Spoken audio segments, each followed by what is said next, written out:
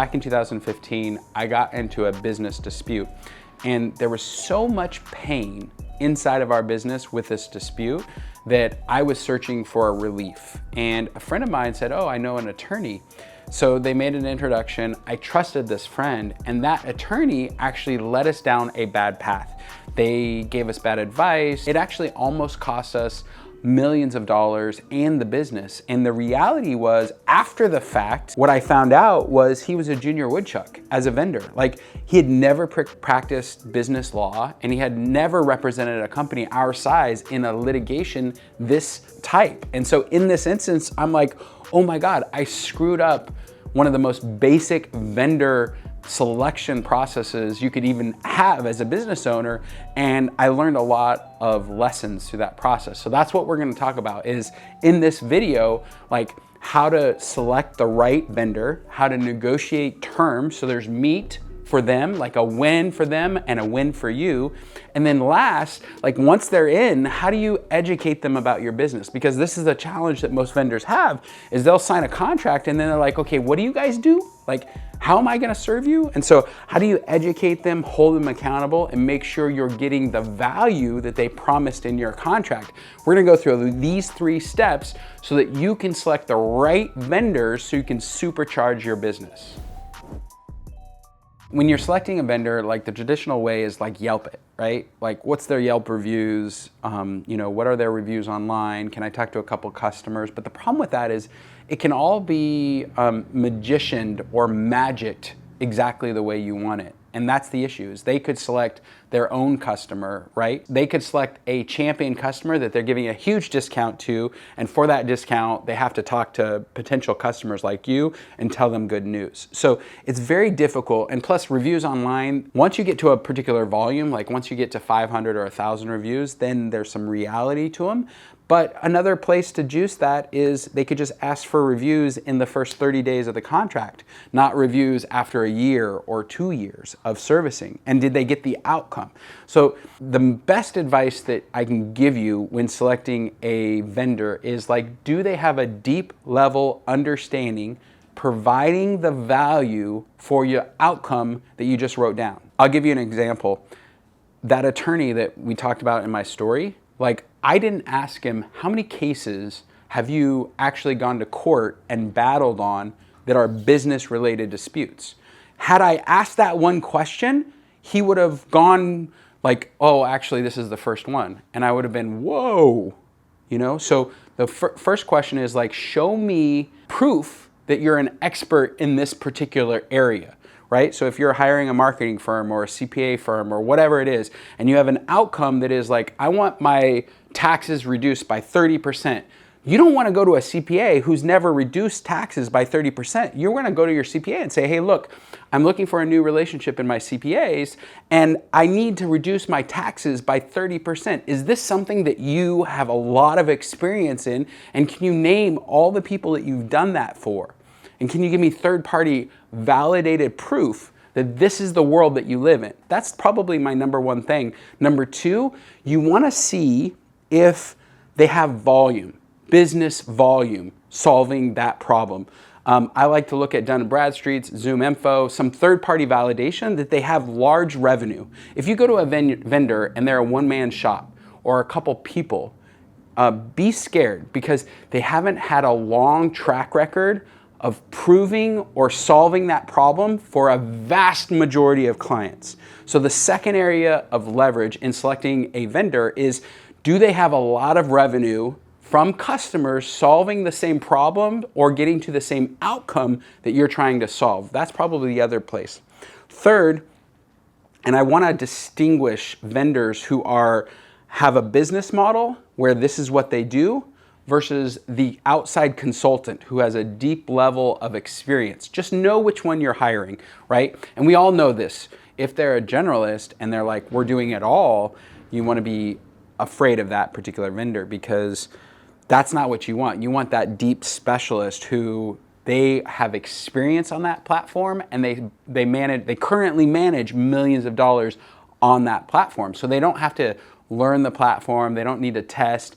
The biggest mistake is business owners allow vendors to go to school on their revenue. So when a vendor has never done it before or doesn't have a deep knowledge or expertise, and you're buying their services to then have that vendor go learn how to do that platform, you're basically paying for their education with your revenue, and it's horrible. So the question here is this a generalist company? Like, is this marketing company really just a jack of all trades and they don't have any deep expertise? Or are they a marketing company that has a deep expertise in this one particular area? And that's what you want. You want the expert. And so it's really important in vendor selection to know who you're hiring and make sure they have a deep expertise and a long track record of success that you can independently verify. So now you're negotiating. You found the vendor, you selected the person that you want to work with, or the two people. I always like to have two. The beauty about having two is you can find out what their negotiation points are, what their contracts are, and you can pen them against each other. So at minimum 2, sometimes 3 vendors are amazing in this point. But again, make sure you've selected the right people to actually go to this next stage, which is the contract negotiation. You've defined the outcome, you've selected the vendor. Now you need to get them to put their promises in writing. This is a big deal. Sales organizations, and this is something that a lot of leaders and owners and entrepreneurs miss.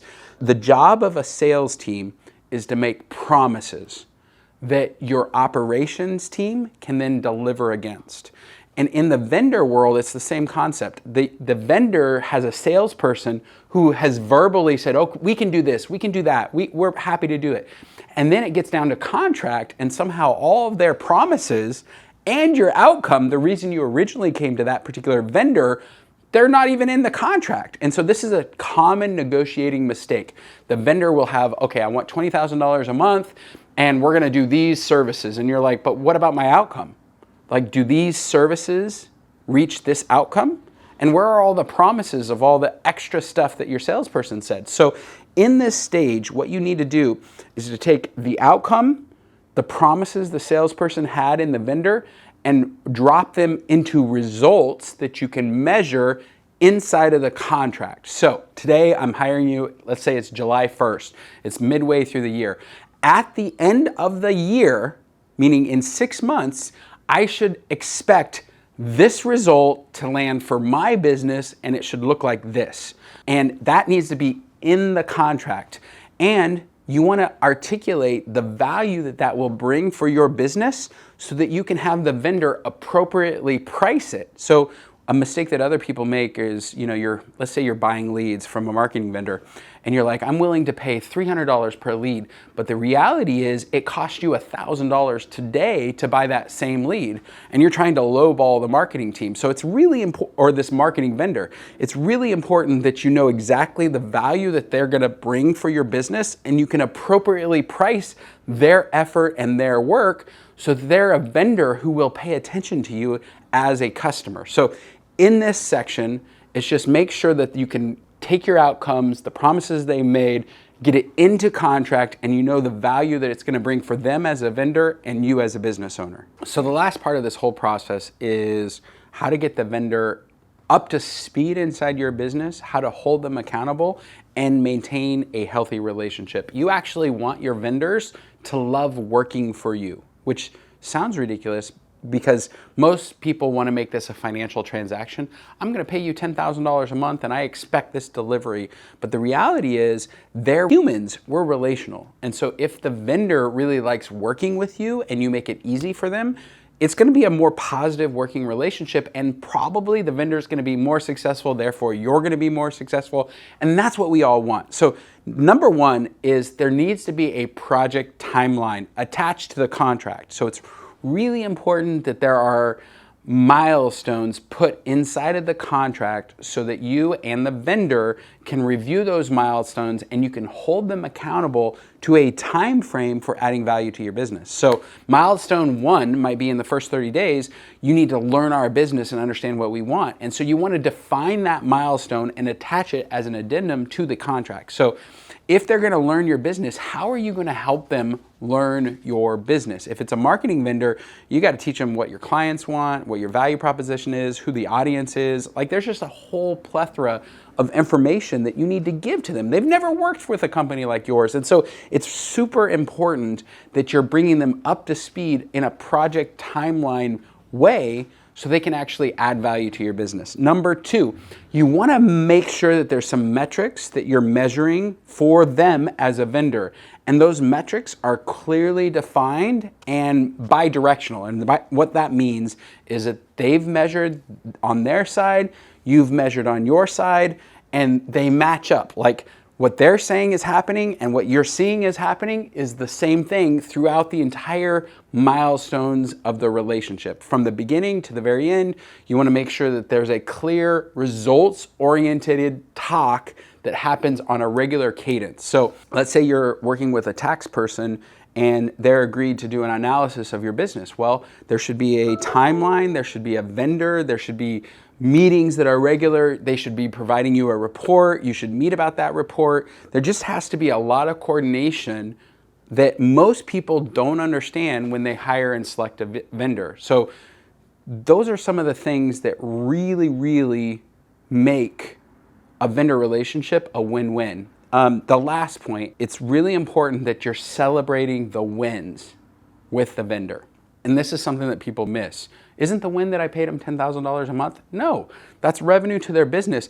But making the vendor feel a part of and also rewarding their success with a little celebration costs you nothing, and it'll mean a lot to that particular vendor. So that's the piece that most people miss, is that your vendors can make or break your business, and yet they're not even in a real relationship where you're celebrating wins. So this is a masterclass on how to help them win for your business. I believe in this principle of never sidecarring, meaning I'm never gonna hire a marketing company to drive my revenue and not be involved in it. Now, that doesn't mean that I don't have a lot of vendors helping us in the marketing. We do, because there's expertise that we don't in-house internally have, but I'm not out there paying them and then expecting a result and not being with them in the entire process. So the wild idea, and you know what a sidecar is, you know, if you're on the freeway and you're a motorcycle and there's a little sidecar and you get into an accident, well, it's the person in that little sidecar that gets thrown, that dies, that,